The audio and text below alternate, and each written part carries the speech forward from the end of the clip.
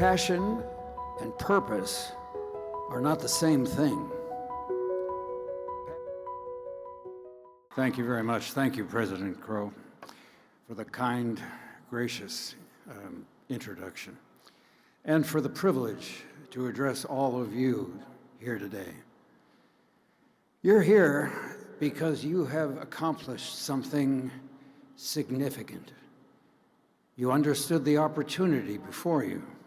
You took advantage of all this world-class university had to offer. You made wise choices, followed through with the work. I celebrate your commitment. The combined success of all of you, the potential of your entire generation, that is what gives me hope for the future. I didn't give much thought to the future, to my future, when I was in college. I did not make good choices. I didn't have the perspective, the maturity. I served only myself. I was squandering my life in riotous living. By my junior year, I was in real trouble, grade point-wise, and looking for an easy A. I took a course the catalog called Drama, the study of plays. We'd be responsible for putting on plays for the college, but I didn't give that part much thought. I thought I'd work in the box office or build sets. My classmates were people I had previously discounted as geeks and misfits. But I soon realized I was a geek and a misfit.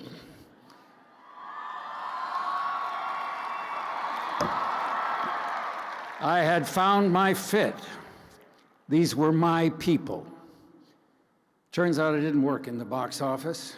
Instead, I had major parts in 5 or 6 plays that we put on that year.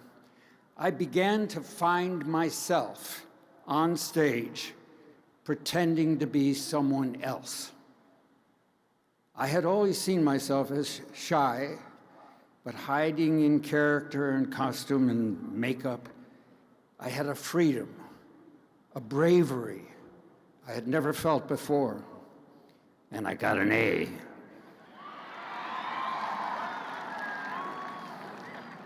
I realized, present for possibly the very first time in my life. My passion had led me to community. The head of the theater department had become a mentor to me. He invited me to do plays in a summer theater season he directed. Sure.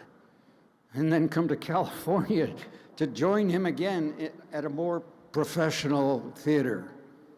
Wow. Which led to an interview at Columbia Pictures, which eventually would lead to my theatrical career. But acting was not yet paying the bills. I was supporting my growing family with carpentry jobs, another way to put food on the table. I loved making things. This went on for about, well, I just skipped a line. Back up for me, if you would, please. And I only took acting jobs when the part challenged me.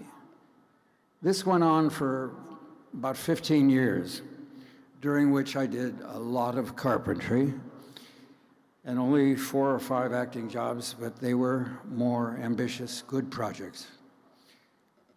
And then it all added up, and I got Star Wars.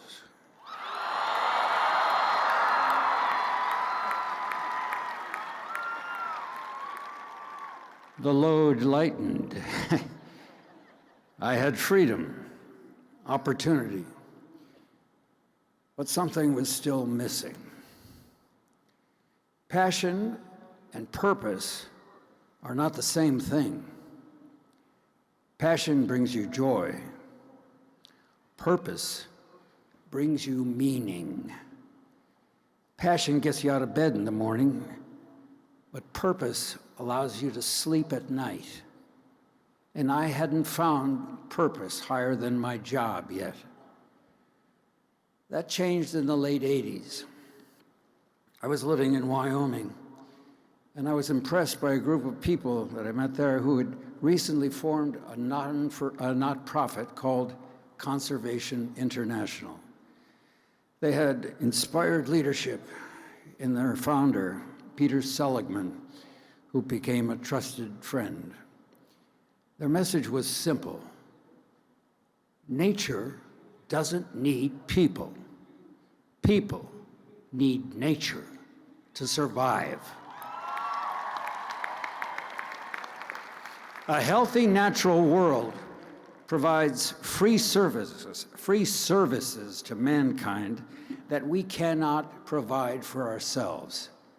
Oxygen in the air we breathe, pollinators for our crops, fresh water and carbon capture from our forests, wetlands, and ocean, medicines present and future from the rainforest.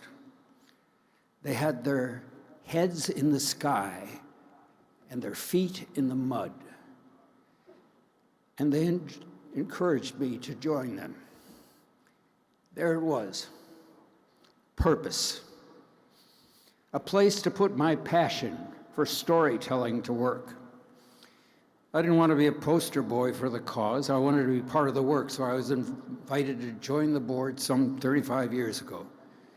And that's why I stand here now before you to represent for nature, the source of life itself.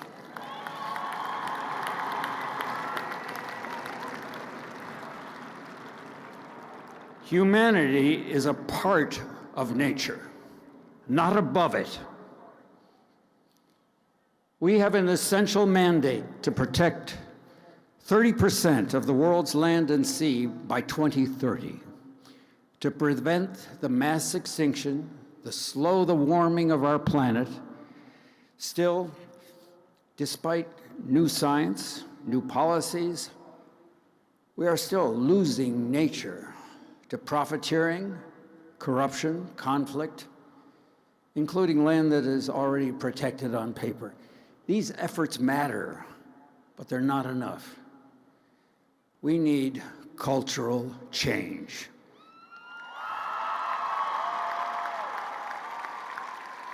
We need to extend social justice. We need to respect and elevate the indigenous peoples that are being marginalized and in many cases killed in cold blood. These communities have long understood that the trees, the mountain, water, soil are not commodities. They are relatives to be cherished for following generations to embrace and protect.